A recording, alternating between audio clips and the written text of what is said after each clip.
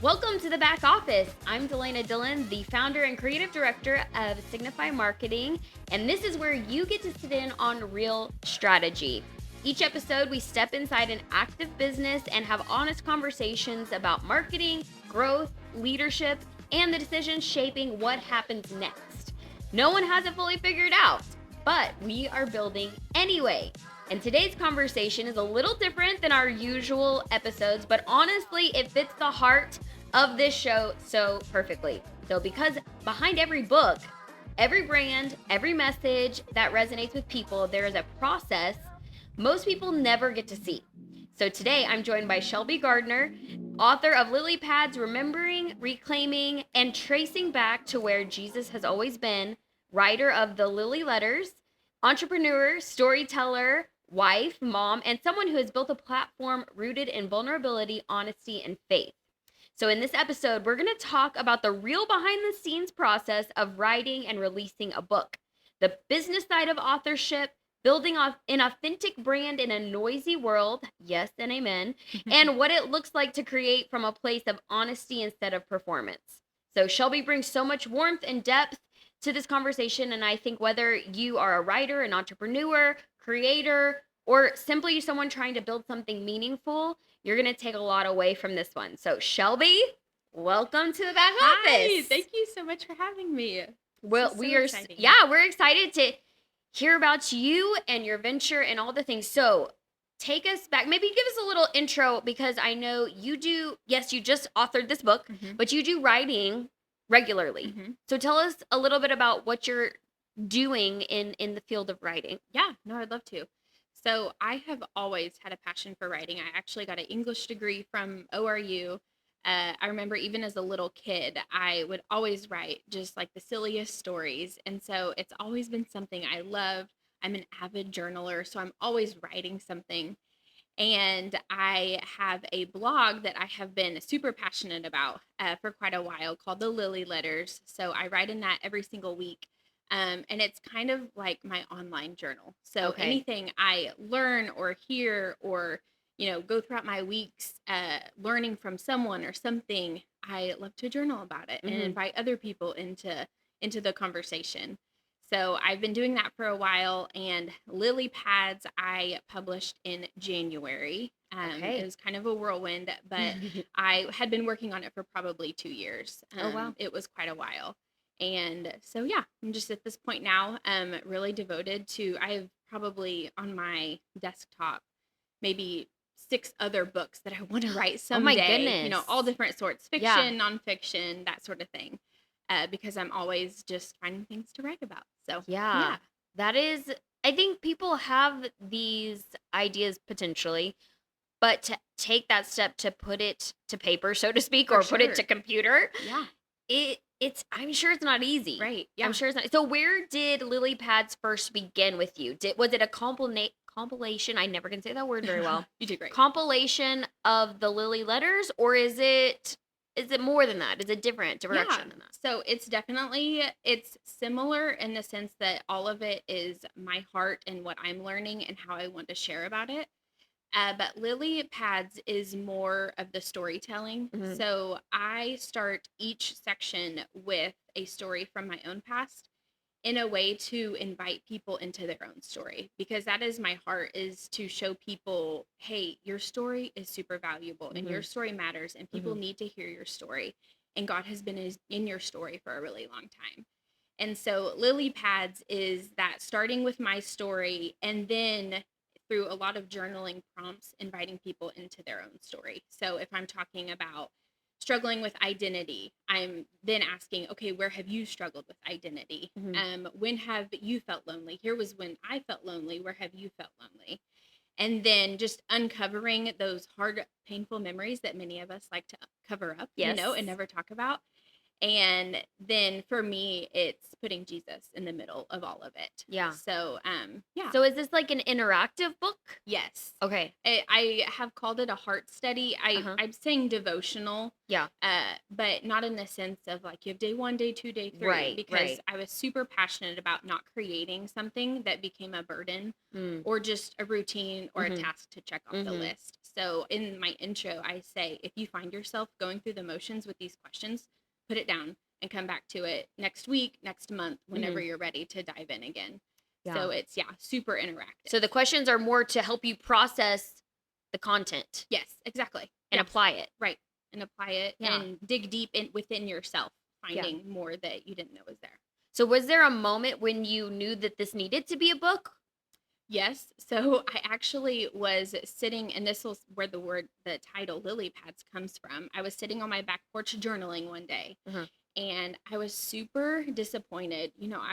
Where our family was at the time, it had felt like we took 5 steps forward and then 6 steps back. And I was sitting on my back porch journaling about that and thinking that language is so poor. Like, that's so discouraging. The way we talk about, life is like a staircase. You take steps forward and then you fall down. Yeah. And then I was just sitting there. I was like, what else could I call that? And then lily pads came to mind. And it's just been this really cool picture how it's played out, and that like life is more like, we're on a pond and there's seasons everywhere. None of them are bad. None of them are going backwards. It's all just a different season where we get to learn and grow from, and we don't have to view it all as a negative if it's not what we're hoping life would look like. Yeah, because when you put it in the context of like a staircase, it's moving up and moving down. Right. Or even stepping, I don't know, roadblocks. Yes. Your step going forward, going backward. For sure. But if you look at it like a pond and lily pads, it's just a different place. Yeah. Right. That's really good. I love that. Yeah. Because we all, it's in us. It's in us to want to move forward and to progress. For sure. And a lot of times that's in the context of comparing it to where someone else is. Exactly. Yeah. Well, and that's too, it's like, what are you trying to arrive at? Because no matter how much money you make, no matter where you go, there's always somewhere more, better, bigger to go. Yeah. And it just feels hopeless. Yeah. And so that was my heart, is showing other women, other people, hey, those hard seasons, like, they are just as valuable as the good seasons. And you can find something really powerful in them too. Yeah. So what part of your own story shaped this project the most? That's a great question. Probably my family, we have, whenever me and my husband first got married, about a year after we had gotten married, we experienced just a really bad tragedy of losing his dad. And it was very unexpected. And the next 2 years became caretaking for his mom, who was 100% handicapped. And so it was like we couldn't figure out life. We didn't have time to think. We didn't have time to grieve. We just had to figure out what we were going to do with her, how we were going to help his sister care for her. And she passed away 2 years after his dad did. And following that was just a couple years of intense depression in my husband, of course, the tragedy that he had experienced. And some of those were our lowest seasons, but now looking back on them, like those are the seasons when I felt lonely, when I felt rejected, when I felt isolated and like I had no hope. Now those are the seasons I get to talk about and share hope with other people, because we made it out, and he is the most incredible human I have ever known in my entire life. And to see what he's fought through and what we have fought through, like, there is hope. There is always so much hope to get through all the hard seasons. And so that really birthed wanting to share with other people that there's always hope. Well, a lot of people they say they want to write a book. It's a good idea. Yeah. It sounds really great to say that you've authored a book. But what does that process actually look like? Because I'm sure it's a lot more work than someone might think. Right. No, it for sure is. And it was a lot more than what I thought when I said I wanted to write something. I think the hardest part is you just have to show up to it. Yeah. Every single day. I mean, even if you're writing one sentence, you have to commit to showing up to it, and showing up when you don't even know what you're going to write. Yeah. That was my hardest part, is I was like, if I didn't feel whatever I was wanting to write, then I would walk away for the day. And for a long time I did that. And that's why I think writing books takes a long time. Right. For most It can people. take a long time. Yeah. For sure. Yeah. But I think I could have done it quicker if I would have just shown up to it more often. So that was a big thing for me. And I heard someone say once, like, brain dump, like, just brain dump everything in your brain, just dump it on the piece of paper and just write. Don't worry about punctuation or spelling. I also what is his name? John Acuff, I think, maybe. Uh-huh. Yeah. I listened to a Yep. podcast that he did once, and he writes all of his books by hand in a Mhm. spiral journal first. And that was super helpful for me because coming from someone who loved journaling, Yeah. typing a Yeah. book never, Feels like work, for right? sure, yeah. Like I Yeah. just couldn't do it. And so once I was like, oh, that it's okay to do that. Okay. I started just handwriting a Mhm. lot of my stuff, and then I would, turn it over into a document on my Well, and I computer. think handwriting it too, it probably helps you get out of that perfectionist, you know what I mean? Yes, Because for you're not worried sure. about the punctuation when you're just Right. writing and Yeah. journaling, so to Yes. speak. Yeah. And it just feels a little more authentic, Yeah. you know? Yeah. So yeah, that was a hard one for me to grasp. But once I started doing that, it started flowing. And then you get to, the editing when you get to the final product, which took so much longer than what I thought. I had my best friend, she edited the whole thing for me. I self-published on Amazon. Yeah. Partially. Well, I mean, being an English major, I feel like you're qualified. Yeah, hopefully hopefully that paid off. That's what my husband, he's always like, you didn't use your degree for anything. And now I'm like, I'm using it. This Yes. is great. But editing took so long, and she would mark it up on the paper and send it to me. And I knew I wanted to do self-publish for this one at least because it was like a heart book Yeah. from myself. Yeah. And I didn't need someone couldn't read that and be like, you need to change this and this and this. Yeah. Because even my friend would tell me, I think you should reword this. And I'm like, no, That's how I wanna this word is it. my heart. Yeah. Yeah. So if I did one in the future, I would look into maybe a publisher, just completely different, royalties and all that Yeah. is a whole nother thing. But yeah, once we got the editing down and then publishing through Amazon, it really was amazing. It was so simple and helpful. ChatGPT helped me a ton with like, why won't this cover work? And but yeah, it was Well, it truly put everything in your hands where you right. could do everything the way you wanted to do it. But I do think probably the knowledge you have prepared you Yeah. more than it would me Yeah. to do something like that. But I love when someone just decides they're going to do something and they just figure it out. Yeah, right. Yes. So many times we can let needing to know all the steps For and to sure. feel like we are an expert in something to do something, Yeah. and it's not required. Oh yeah, I'm absolutely not an expert. When you were like, let's talk about the behind the scenes of book writing, I'm like, I don't know anything, but You did it, so did it. therefore you do. I know something. You know more than I do because I've never done it. Yeah, right. And I think that can be such a setback for us For to sure. want to be the expert or to feel qualified Yes. or Yeah. quantified Right. to be able to say that. But no, you did the thing. You had it. It's published. It's out there. People can get it on Amazon. Is that the only place people can get it? Which we'll talk Yes. more about Yep. later too. Yeah. But so on Amazon, Yep. it's there. What helped keep you disciplined to this process? Probably, gosh, I mean, my husband is such a support system for me. I mean, he let me leave my job at ministry Mhm. to chase after a dream Yeah. that pays nothing, basically. Yet. Very little. Yeah.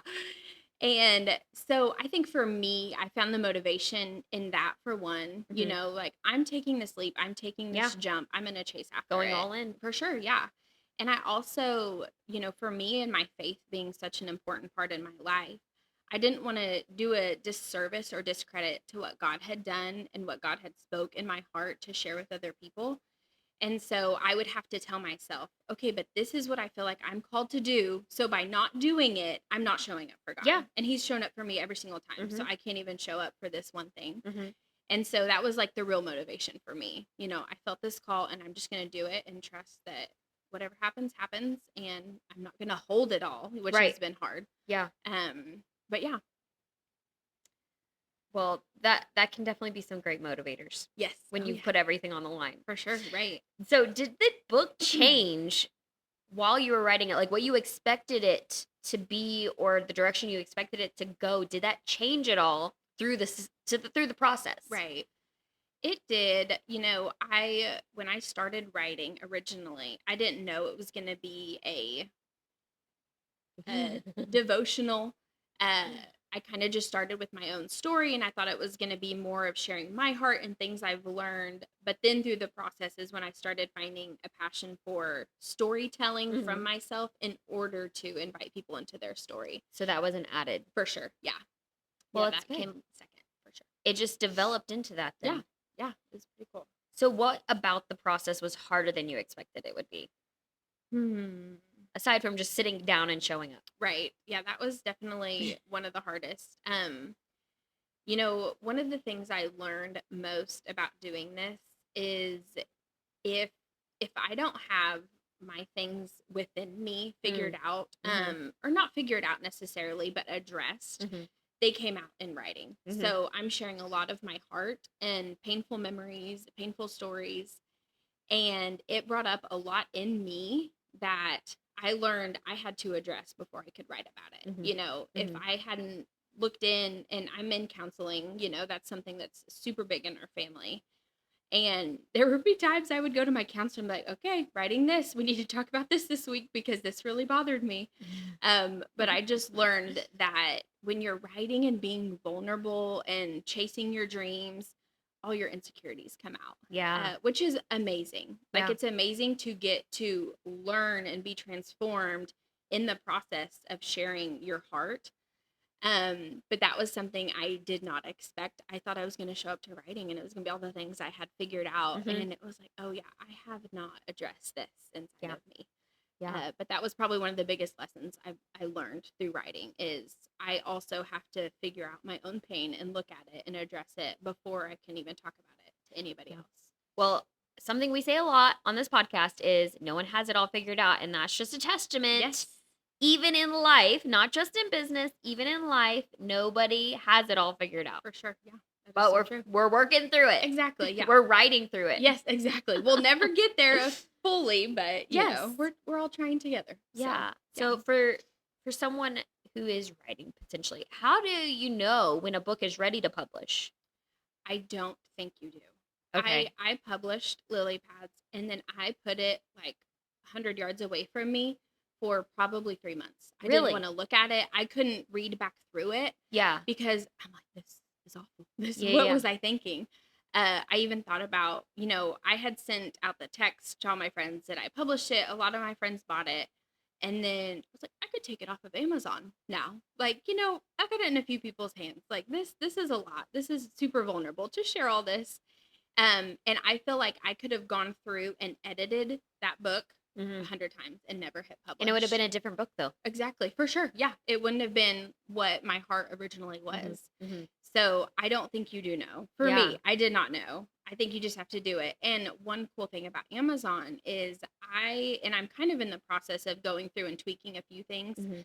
And now that I can go back through it, and you can you can take the publication down and then just republish it Mhm. and it be your updated version. Yeah, like a It's new super edition or simple. something. Yeah, yeah. Yeah. And no one has to know that it's different, that buys it moving on. Which is a really cool thing with publishing through Amazon is you have the ability like, okay, if I do need to make some edits Mhm. or, this didn't now that I'm reading back, this doesn't feel right. Yeah. You can change it and Yeah. then upload again. Now, side note, Mhm. I just have to know. Admittedly, I have not read the book Uh, yet. Did you buy one? Not Because I yet. have one for you. Oh, Yes. Yeah. Yeah. exciting. I actually brought Well, two. So oh, yeah. that's exciting.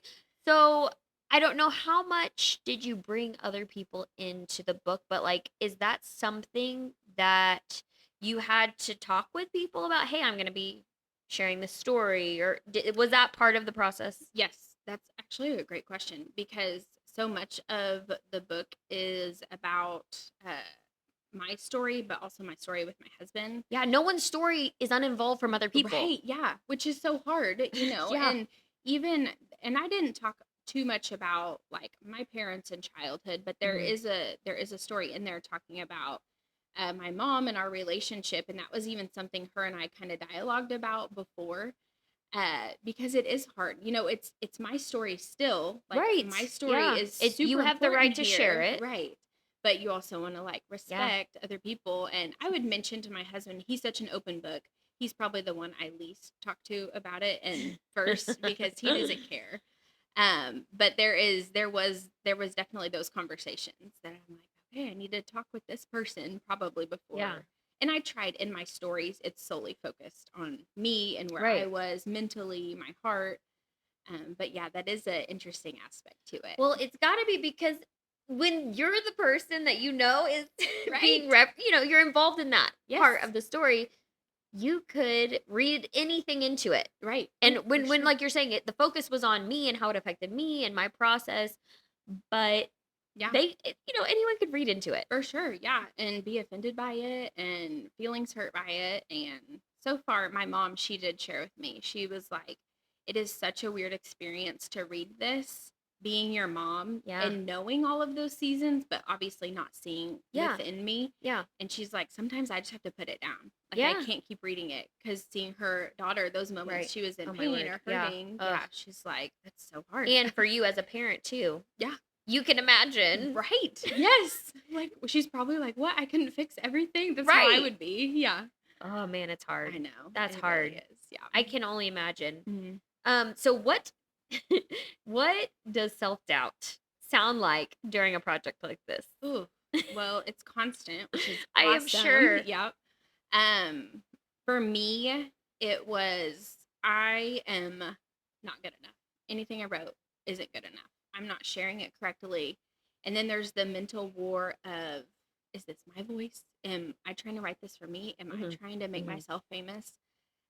Anything that challenged words on the page, I tried to like surrender it and say, you know what, I'm gonna write it. And my hope is if this is not, you know, coming from God, or if this is not, what I truly want to say, that it would be like void in someone else's mind and heart, and they would just look over that page or whatever. But it was and that's been, I left ministry to pursue this, which is such a different world, because in ministry there's people around to help, there's people around to care for, Mhm. there's always Mhm. something to do that felt meaningful and purposeful. And so walking away from that in a world where I'm by myself at a desk all the Yes. time Mhm. just feels like, who am I? What Mhm. am I even doing? I ask that question every day. What the heck am I even doing right Mhm. now? Because it just was so different. And it something I think that is always there. But I my counselor is just like the bee's knees, and we do something called story work, and it's just going back when I have these thoughts or feelings. She takes me back to, okay, when did you feel that, in like, when can you first remember that feeling? And through that, I have found so much freedom in a lot of the self-doubt, because I'm like, this isn't my voice, this Yeah. isn't God's Yeah, yeah, voice, yeah, yeah. this is that soccer coach's voice, or Mm. that boy's voice, Mhm. when I was Mhm. young. And through that, I've been able to make it out alive, but it is something that's like there literally Yeah. constantly. Yeah, And I think for everyone. for sure. I'm Oh yeah. sure for everyone. Yes, definitely. So, what have you learned about the business side of being an author? Yeah. The thing that people are like, "What? I thought I was just gonna write a book," but then you got to get the book out there, Right. and when you're taking it seriously, like you are, it truly is a business. For sure. Yeah, it really is. Well, and that's the hard part, is I think I thought I was going to publish this book, and then I was going to make decent amount of money, have income for my family, and it just didn't happen like that. I mean, I sold, my first marketing Mhm. tool was to Mhm. text everybody at our Right. church to say, "Hey, do you want to buy this book?" As you should, because think about it, the first line of people who are going to care about this because they care about you are the Right. people that you know. Right, exactly. And we have an amazing community. And so, I mean, I think I sold 80 books almost like in the first month, which Yeah. was so amazing. That doesn't equate to income at Yeah. all, Yeah. in the world of publishing. So that was kind of a surprise to me, is thinking that it would sell more and do more Mhm. than that. And so then, now I'm on this journey of figuring out what it looks like to share the book outside of just the book. Yeah. And that's the part that's so terrifying, because it's not necessarily rejection at every turn, but you're having to put the ask out there to so many people Yeah. in hopes that they'll welcome you into like their podcast, Yeah. like we're doing. And 9 times out of 10, you don't get a response, or you get a not yet. Yeah. And so, I'll be honest, it's frustrating to not get an answer. oh, for sure. Yes. Like, just answer. Yeah, just tell me no. Just say Just tell me no. no. That's great. Yeah, I'd be better with that. But then, like, that's what we are talking about, is, oh, maybe they just haven't seen my Right. message. Do I send another message? Well, how do I find their email? And I've Yeah. done all of that. Sometimes you got to do And it. yes, right. And so that side of it's been interesting. But then I mean, the business side I struggle with is sometimes it feels like I have to sell myself Mhm. in order to sell Sell the this book. book. Yeah, because it feels, and I think here's the thing is this isn't unique to books. People who own Right. a business, Hmm. a lot of times they have that same feeling that they're having to sell themselves, but it's not you. Right. It is something that you have created, personally created Hmm. for them, and it has value and it's going to benefit them. Right. Yeah.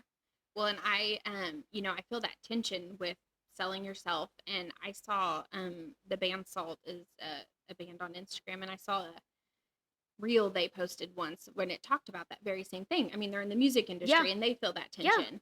And they said something like that tension should always be there. Mm. You should always feel that tension to sell yourself in order to sell your book, because that is it. There's the humility piece that Yeah. we all want to come across as humble and not Yeah. prideful, but also look at me, watch my video, like it, comment. But they said you should always feel that tension because it isn't the most natural thing. Mhm. And being aware of that tension makes you aware to not make yourself center stage. Yes. If you're not aware of it, you're probably Right, on the exactly. self-promotion Yes. thing. You probably are. But you Right. come from being an entrepreneur too. So we Mhm. should also hit on that. Like, this Yeah, is not something you are unaware of as far as starting a business. This is for literally sure. like starting a business. Yeah, yeah, So, what has your entrepreneur life been like? yeah. Okay, so where it started was I had an Etsy shop and I Hmm. made home decor Yeah. signs. I told you I was in ministry. When that journey started, our church did not exist, but I knew I wanted to help with whatever Hmm. that looked like.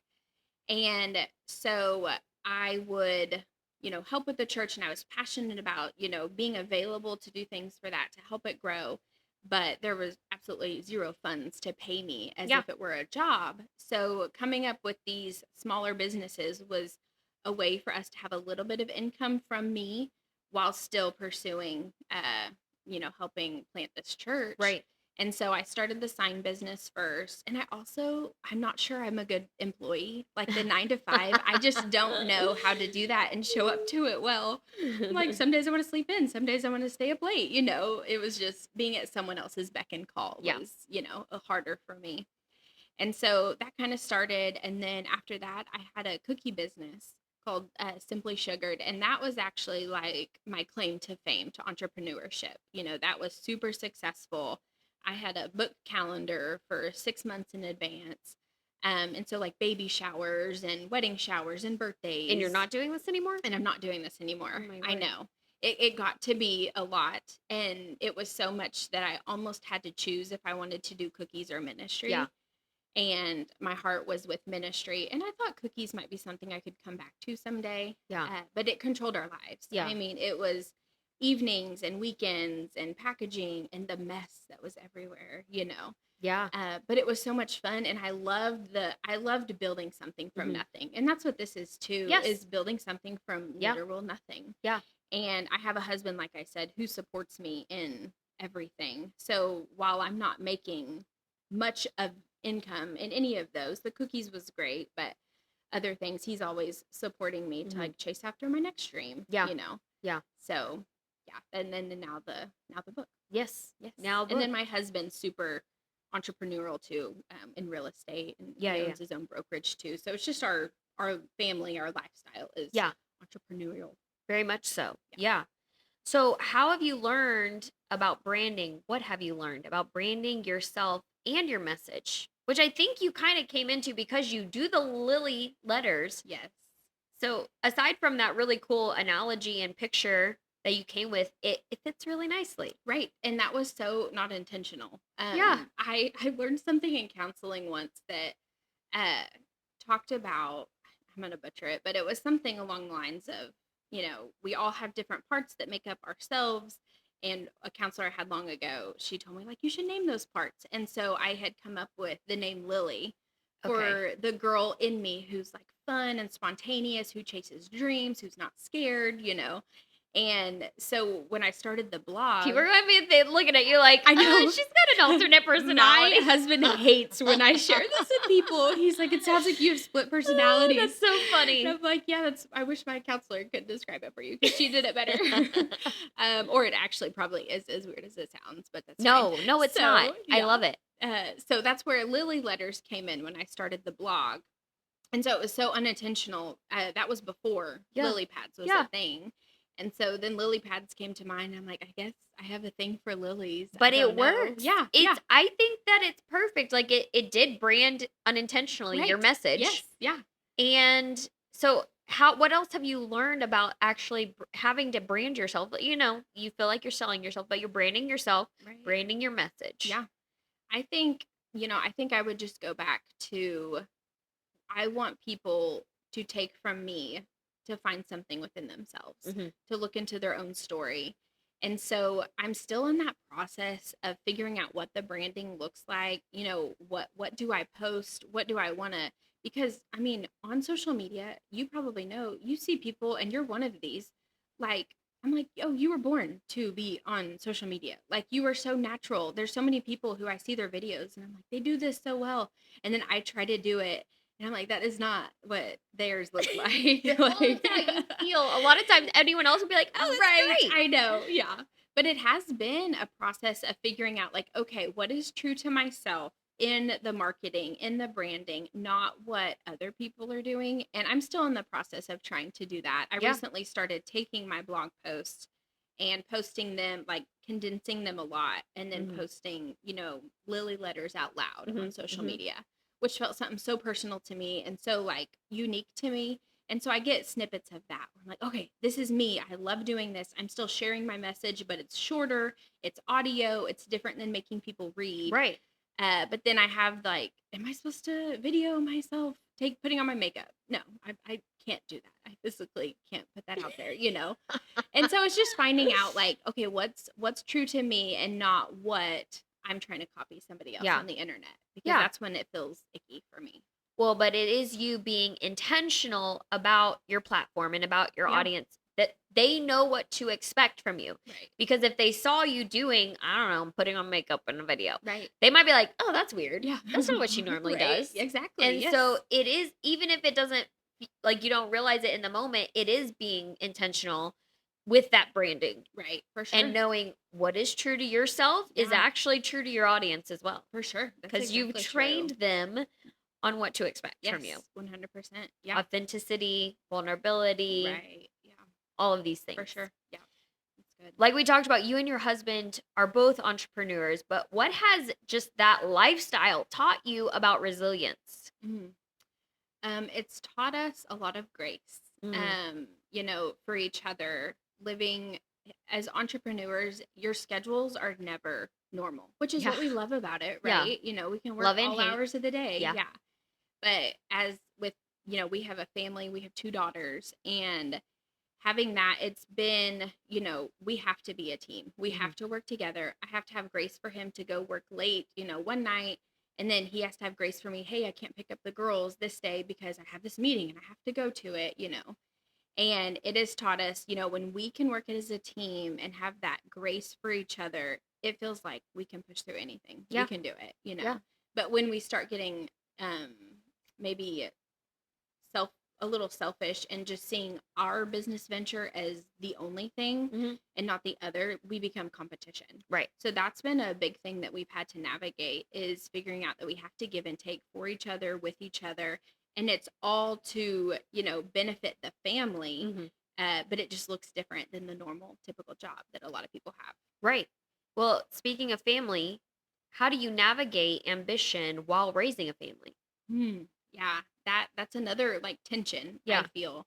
I found out about 3 weeks into being a mom that I was not made for stay-at-home women. Both of my daughters are Spitfires. And how old are they now? 6 and 3. Okay. So still little. Yeah. My 6, she thinks she's 16, which is terrifying. But so that's been something, I realized like, okay, I don't think the stay-at-home mom life is cut out for me. I always have this other thing that's excited about building something, and it's hard to navigate not seeing my kids, my girls, as a barrier to business, but instead seeing them as something that can like help it move along. Yeah. And so for me, a huge part of my life is motherhood. And so in my story right now and in my marketing, I get to share Mm-hmm. this the motherhood, like Yeah. the hard, and get to post them on social media, and finding out ways to incorporate that family life and dynamic into the business has been super crucial for us and for me to feel like, okay, this can all work together. It can Mm-hmm. all mesh well together. It's harder, like it's a lot more effort, you know. Like I'll sometimes set up my tripod to get just videos of the girls playing, and my 6-year-old will look instantly and see it, and she'll fix her hair and then try to do cartwheels, and I'm like, okay, that didn't work. But it is just incorporating them into it. And I think it's showing them that is one thing, you know, as a mom, what I want to show them more than a lot of things is like chase after your dreams. Mm-hmm. Have a big dream. Like Mm-hmm. when I was, you know, a young soccer player, I thought I was going to be the next Mia Hamm, you know, on the US Women's Olympics. Yeah. And I'm like, believe that about yourself and chase after it. Yeah. And I want them to see me doing that. I told my 6-year-old, I was like, I'm going on a podcast today. She was like, oh my gosh, that is so cool. What's a podcast?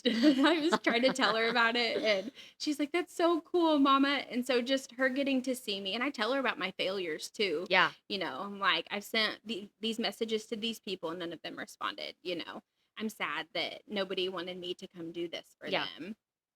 So it's just bringing them into it has been so hard, but also so much fun. Yes. And it helps them grow, I think, It too. 100%. They are learning. What is that saying? Come on. What, you know, the thing about kids, like most of what they get from you is basically dropped instead of like given. Like what you're Ooh, telling them, what yeah. you're trying to teach them, Right. they learn more from what you're not trying to intentionally For teach sure. them. Yeah. I don't know the saying or the quote, but it's Right. out there. Let's think. Okay, our pastor. It's caught, not taught. Oh yes, yeah, Got it. yeah. That's It's caught, good. not taught. Yes, yeah. My pastor she'll always say, your talk talks and your walk talks, but your walk talks much louder than your talk Yeah. could ever talk, or something. Yeah. like that. I like that. Yeah, That's fun. I know. I Yeah, need to use that. yeah. Have to repeat it a few times, but. What is something you had to learn the hard way through this process? Besides everything. Besides everything. I think it would be, and I kind of already touched on this, addressing all the things within me that I have shoved under the rug or deep down. Didn't want to shine light on it and heal from it because it felt safer for it to be way deep, deep, deep in my soul. That's kind of been, you know, I've had days when sharing all this raw and vulnerable stuff, that day specifically has just been super heavy. And I've had to take the day off from writing. Yeah. Or say like, okay, I wrote this today. That was hard. I'm going to go to Goodwill. I love thrifting. I'm going to go to Goodwill for an hour. Treat yourself. Exactly. Yeah. To Goodwill. That's what I have a photo shoot coming up. And my friend, we were talking, and we're going to go to Goodwill to find my outfits. Cause I'm like, I love the redemption of Goodwill. You know? Yeah. It's like someone's called it trash, but I'm going to buy it and use it. But I think that's been the hardest thing is, you know, feeling all the hard emotions that come out and then allowing them to sit there and giving them space to be there. Because I think so often all of us, when we feel those, especially in the busyness of life, it's like, I don't have time to think about why that really bothered me or why that hurt my feelings or why I just cried out of nowhere. It's easier to just shove it down. And I haven't been able, doing that is inauthentic to what I want to write. And so that's been really hard. Yeah. A lot of times, especially being an entrepreneur and building something, yeah, you don't always feel like you have the time to process through those things. Right. Yeah. And it feels like if you slow down, you'll lose momentum. Yeah. And you won't gain any more ground, and then it flops. You know, I think there's that fear with all entrepreneurs. That's what my husband talks a lot about. Just feeling like you're the ceiling, and the only way the ceiling's going to move is if I move with it, you know? Yeah. And that's what it feels like as an entrepreneur is you always need to be growing, that means you can't stop. Yeah. And I don't think that's always right. Yeah. Man, that's true. That is true. What do people misunderstand about writing a book? I think probably, you know, People have been surprised when I tell them, like, how much money you make from writing a book, Yeah. like, how many books you have to sell, like, Yeah. to make anything. Yeah. So, I think when I sell I don't even know if this is okay to share, but when I sell mine on Amazon, I think I get $4 from Uh-huh. that. And I think people have been so shocked that, "Oh, that's all? Like, that's all you make?" And I think that's good. Yeah, they don't understand you're actually because this is something Amazon does. Am I wrong? They fulfill. They do all the fulfillment. Yes. They ship it. Yep. They print it. Print They it. do Yep. all of that. All of it. Yeah. I mean, So when you it's a go and lot. buy it on Amazon, I do nothing. It just Yeah. pops up as an order on Yeah. my end, and And that's you're all. like, Which yay! is great. Yeah, I got one this month.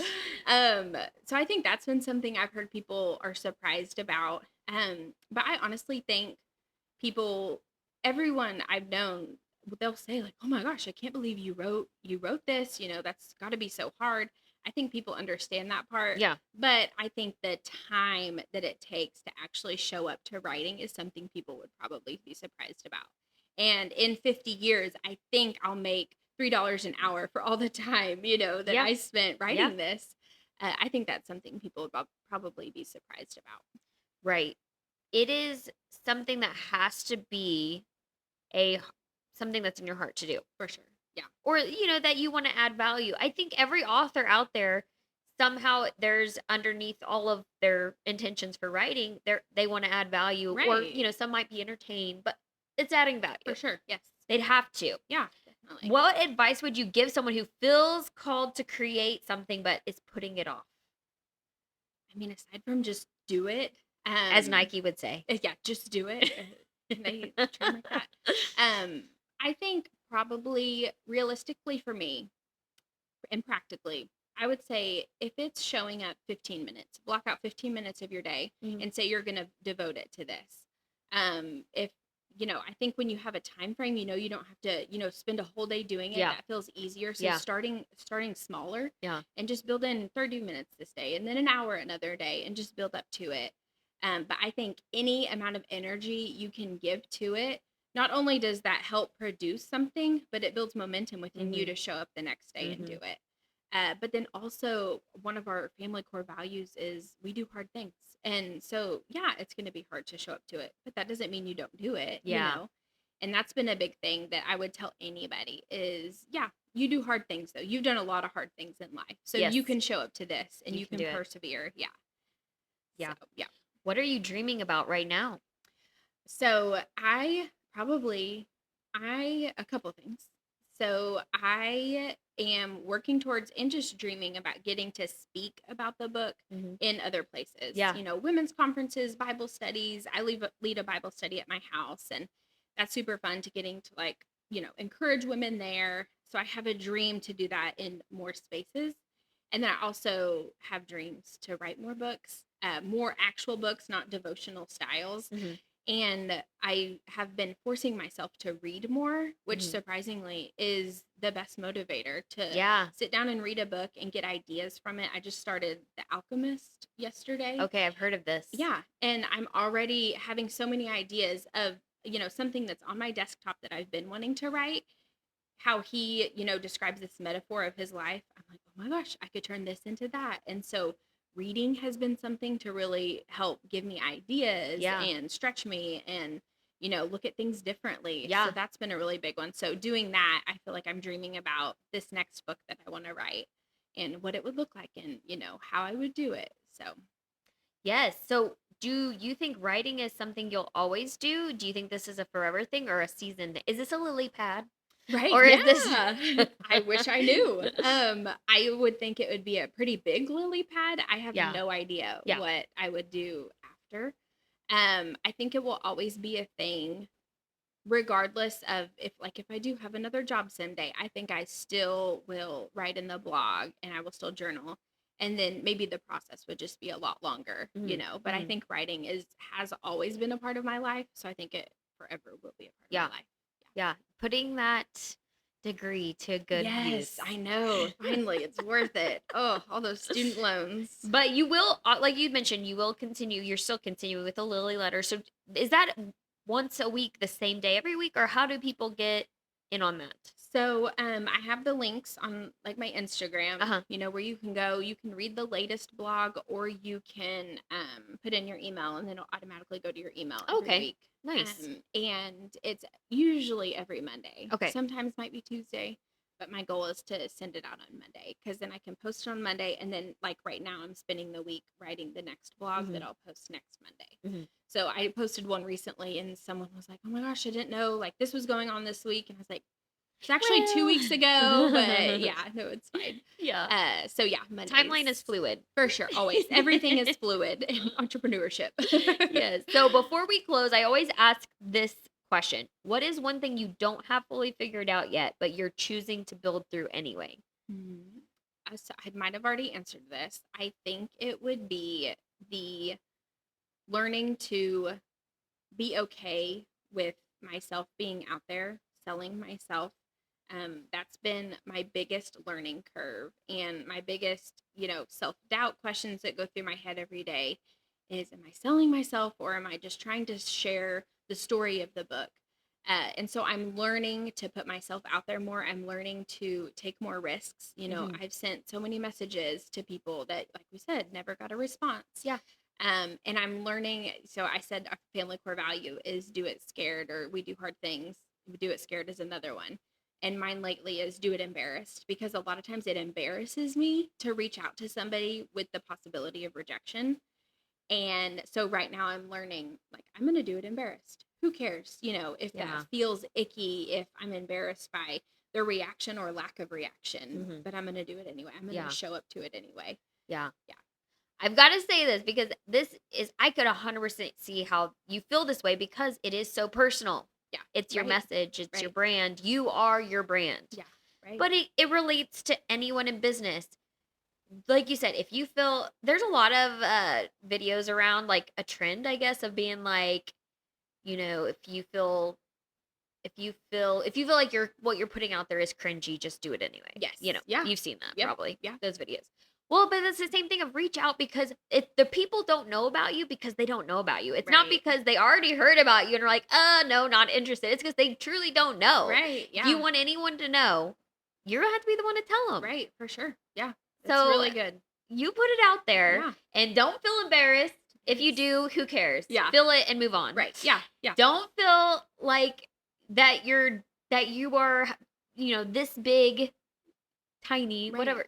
That Just do imposter it. syndrome Yes. is such a big thing, I feel like, in our world. Who am I to do this? Who am I?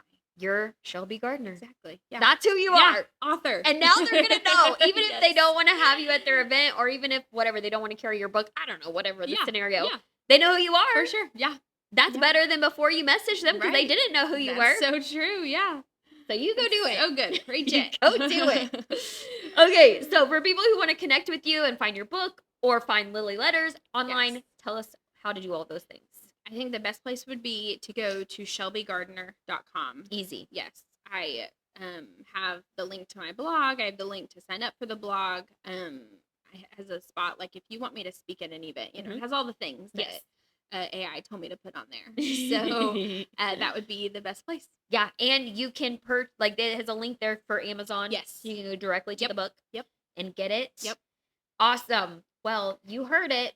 Now your next book, your next read is right here, already provided. So that is it for this session of the Back Office. If this conversation gave you clarity, a new angle, or even just a reminder that you're not the only one navigating this, then it did its job. Take what's useful, apply it, move on it, because no one has it fully figured out, but we are building anyway. And if you found this valuable, share it with another operator who's also building. And you can always hang out with us in between sessions at Signify Marketing Social. I'm Delana Dillon, and we will see you next time.